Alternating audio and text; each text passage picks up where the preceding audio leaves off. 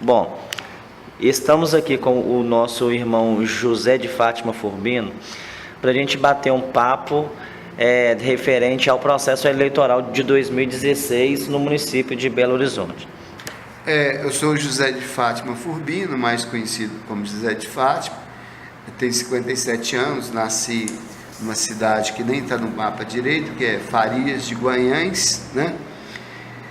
Sou taxista, bacharel em serviço social, formado pela Faculdade UNA, e é isso.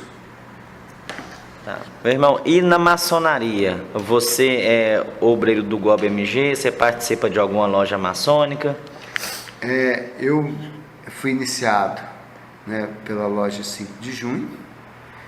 Hoje eu sou orador lá da loja, né, entre o processo de iniciação, aprendiz, né, companheiro e mestrado. Eu estou com 4 anos, né, 2 anos de mestre, 1 ano de companheiro e o tempo de 1 ano de aprendiz e o tempo de companheiro. Ok, meu irmão, muito obrigado. Irmão José de Fátima, qual a sua visão sobre a conjuntura atual da política? Wesley, eu vejo a política, o momento político que o Brasil vive de duas formas. O primeiro, feliz, e o segundo, triste. Feliz porque, na medida que se tem um processo político que vai passando a limpo, que permite investigar, que permite prender, que permite quem roubou ir para a cadeia, né? Esse é um processo que o Brasil precisa viver. Eu costumo dizer que no Brasil tudo começou quando Cabral pisou nas terras brasileiras e ofereceu para os índios um espelhinho. Ali no ato de passar o espelho para o índio, ele estava comprando a soberania nacional. Então, de lá para cá, a maioria das coisas que foram feitas no Brasil, nas repúblicas, foram acordinhos. Não foi tudo escondido, tudo por baixo dos panos, tudo sem transparência. Então, quando você começa a pensar que o Poder Judiciário, né, o Ministério Público, todo mundo está entrando e está investigando e está pondo as coisas à tona, né, eu fico feliz, porque você está passando, nós estamos passando o Brasil a limpo num processo ético, né? Não interessa quem roubou, se roubou tem que responder pelo roubo e tem que ir até ser preso, né? Agora, qual que é a minha tristeza? A minha tristeza é que a população tende a ver esse processo como se todo político fosse ladrão, fosse corrupto. Todo mundo que entra na política está pensando em ganhar dinheiro, está pensando em ficar rico, tem que fazer tramóia. E esquece da política do seu objetivo maior, do seu significado maior, que é a política como uma ação promotora de cidadania, né? Você tem os poderes, a república, ela existe, né, para o cidadão, para defender o interesse do cidadão. Então, uma pessoa, um republicano, né, ele tem que olhar para a política com essa linha de que quanto mais investigar, melhor, né? Quanto mais prender quem cometeu qualquer tipo de abuso, de atentado como poder de roubo, né, responder por isso e ser preso. Mas a política e a participação política, ela não pode ser banalizada. Por quê? Por que as pessoas que estão lá chegaram onde chegou? É porque o cidadão, aquela pessoa que vota, às vezes ele não consegue lembrar quem que ele votou na última eleição. Significa que muitas coisas que acontecem hoje no Brasil, ela foi por falta de uma participação cidadã, das pessoas acreditar que o candidato bom é aquele bonzinho, que sabe falar na televisão, que tem tempo de televisão, que aparece presenteando, que vai lá e aperta todo mundo, né? Então, por isso que a minha percepção desse momento, ela tem esses dois sentidos, né? Eu acredito que a política muda, né, quando a população mudar, quando a população deixar de ser só eleitora e ser também fiscal de quem ela pôs lá para representar.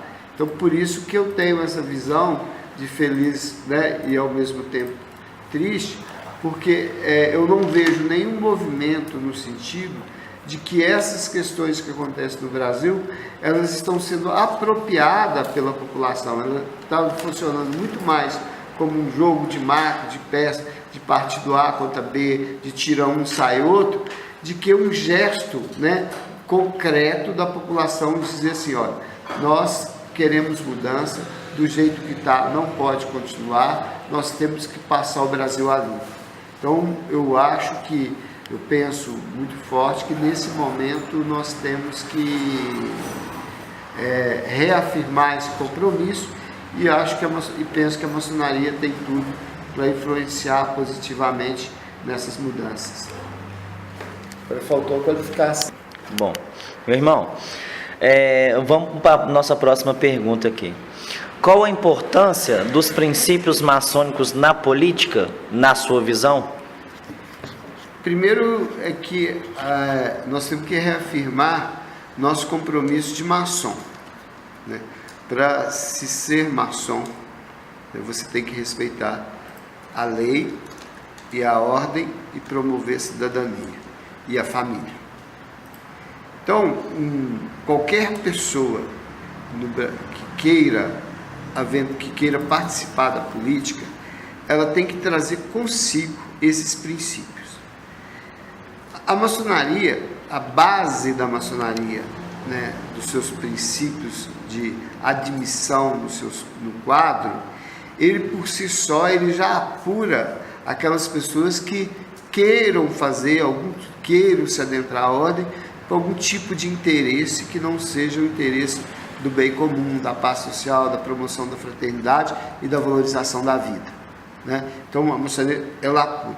Se ela traz para dentro dos seus quadros esses irmãos com essa qualidade, né, então ela pode proporcionar à sociedade e à ordem, né, irmãos muito mais capacitados do ponto de vista do entendimento da fraternidade, da ética, da promoção da família e do amor, que o conjunto em si do dia a dia, né? Então eu vejo que quanto mais irmãos nós tivermos pensando na política, né, como uma ferramenta de transformação e de interferência social, mais a gente vai poder influenciar na decisão da sociedade. Então o maçom, por princípio, né, ele já tem esses compromissos éticos que eu penso ser necessário para a política.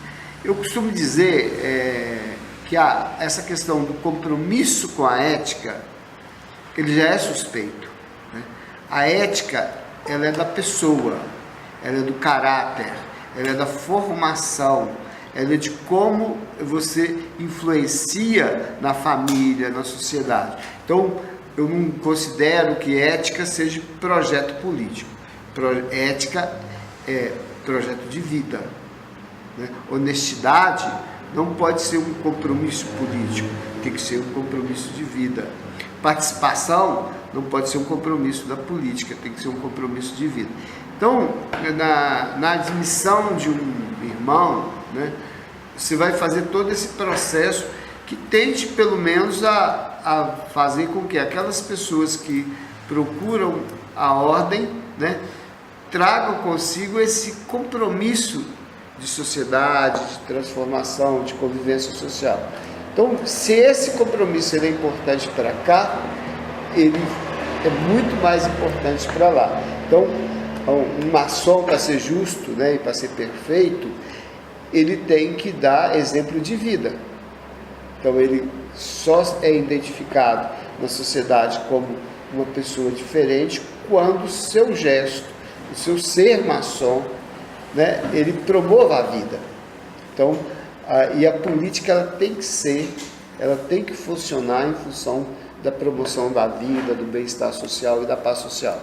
Então, os princípios da maçonaria em si, eles balizam, né, qualquer um irmão a entrar, né, a promover, a participar da vida pública, da vida política aí fora.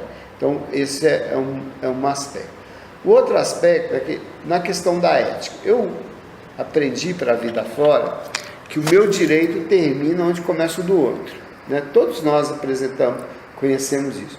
Eu penso até que não é que o conceito está errado, né? Porque a gente vai sempre estar pensando nisso. Mas o meu direito não termina nunca e o do outro não termina nunca.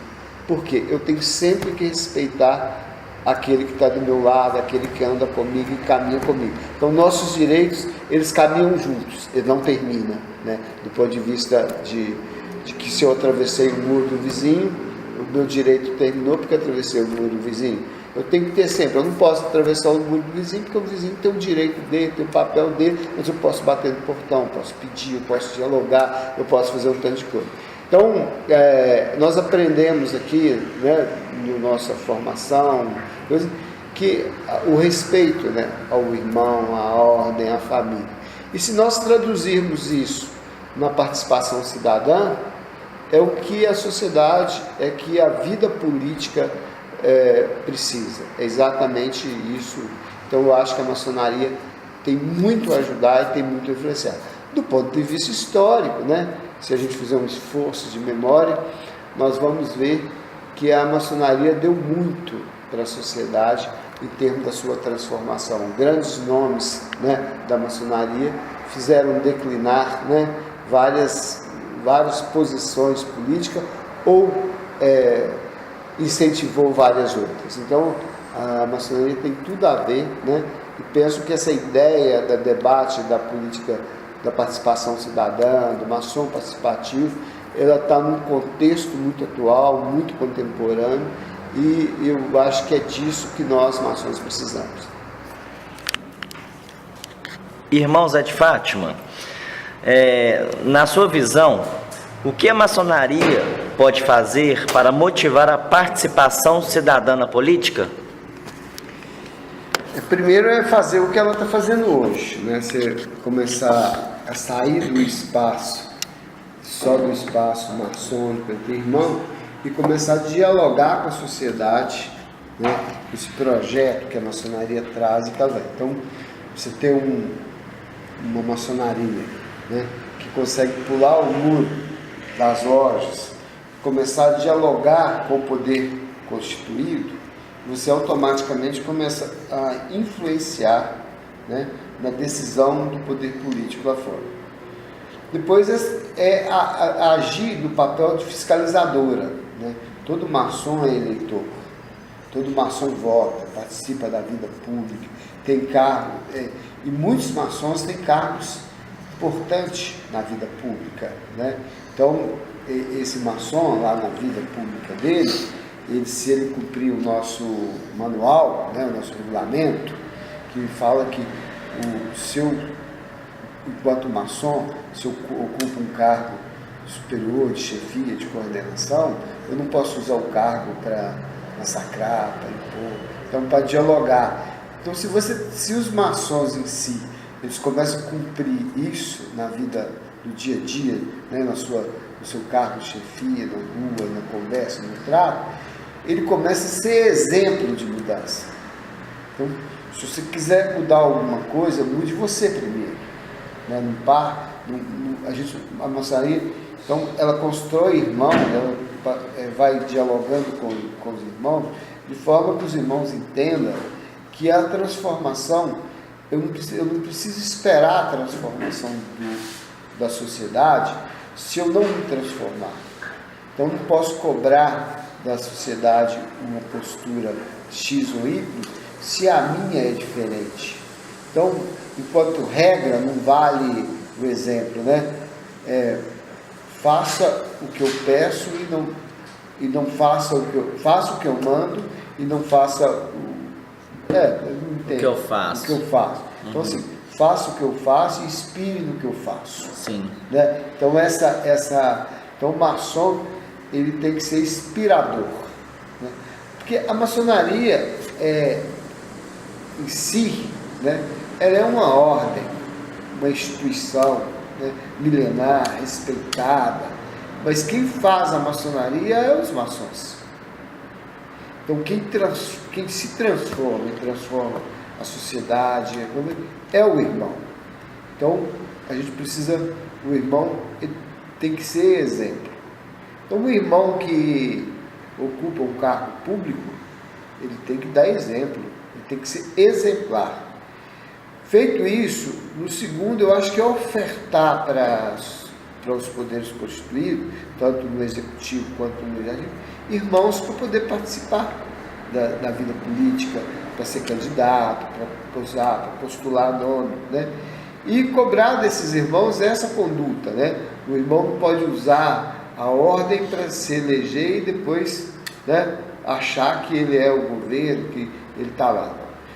A pessoa que está na representação política, ele tem que entender que ele está, ele não é. Então, você pode estar amanhã prefeito, você pode estar amanhã vereador.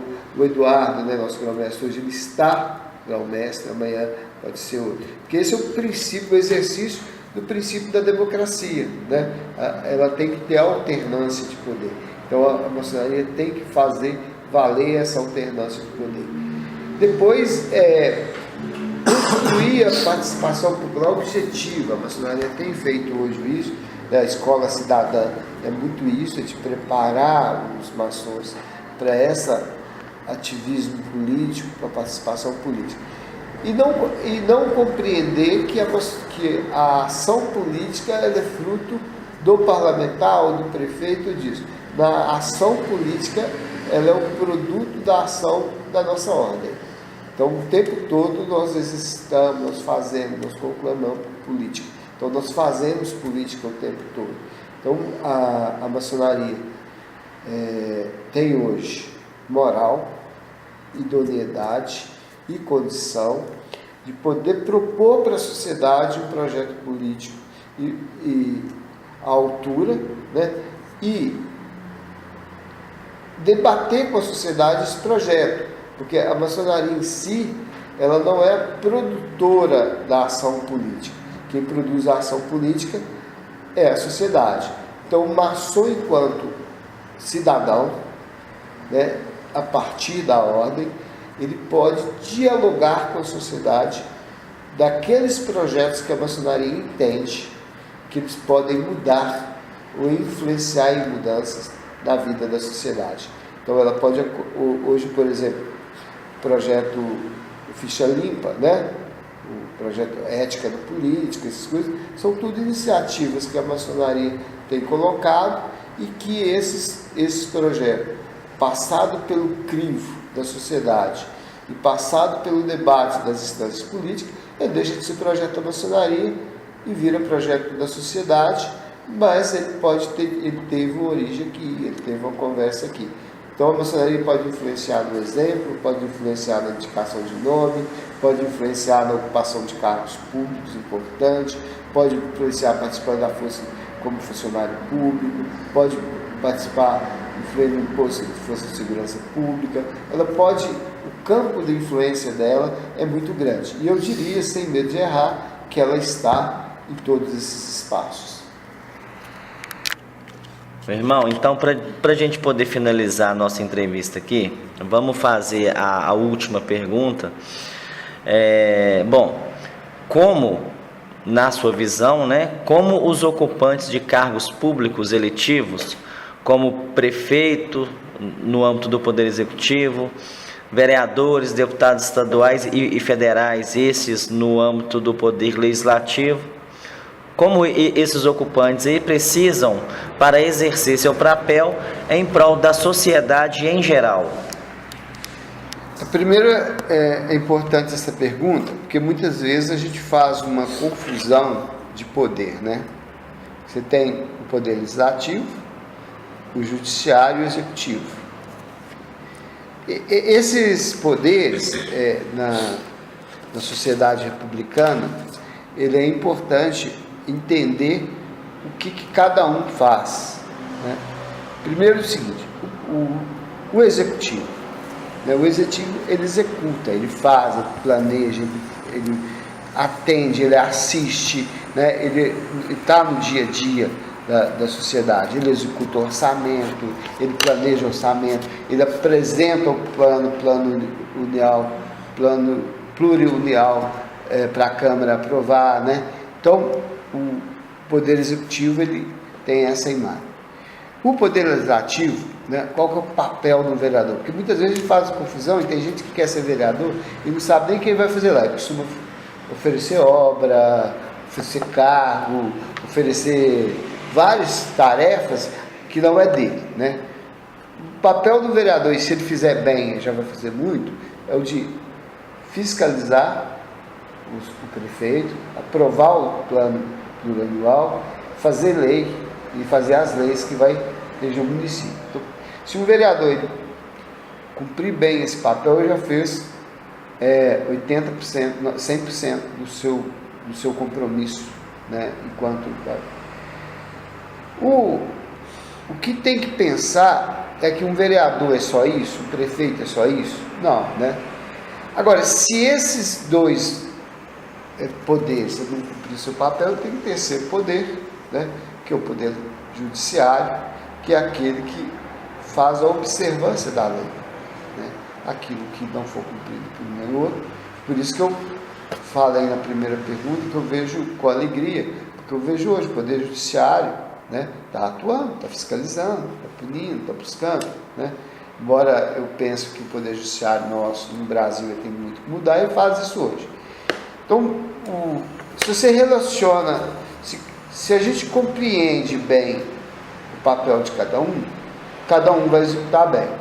Agora, qual que é um compromisso, eu acho, de um vereador e de um prefeito? É de funcionar como um articulador social de demandas e de processos que ajude a facilitar a vida em sociedade, né?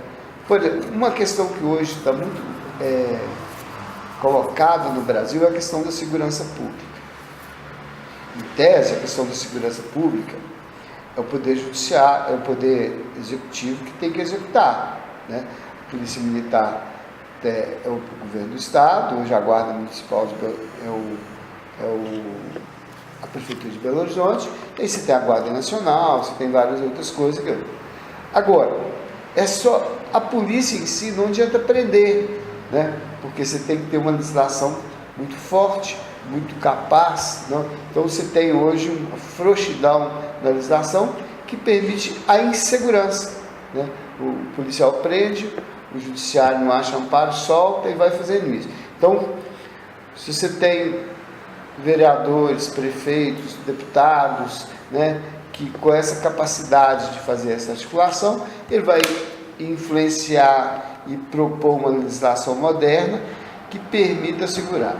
Depois a gente sabe muito bem que segurança não se faz só com a polícia, né? A polícia é um dos pilares da segurança. Segurança você faz com educação, né? Você faz com uma educação digna, proporciona saúde, proporciona trabalho. Aí por que isso é importante? O papel de executar as verbas orçamentárias da educação é do prefeito. Mas quem fiscaliza se ela foi executada ou não é o vereador. Então ele tem que pegar a prestação de conta do prefeito, detalhar, fazer um raio-x, olha, teve desvio aqui, saiu aqui, e poder fazer isso. Então, o vereador, por isso que você acha que fiscalizar é pouco, mas não é.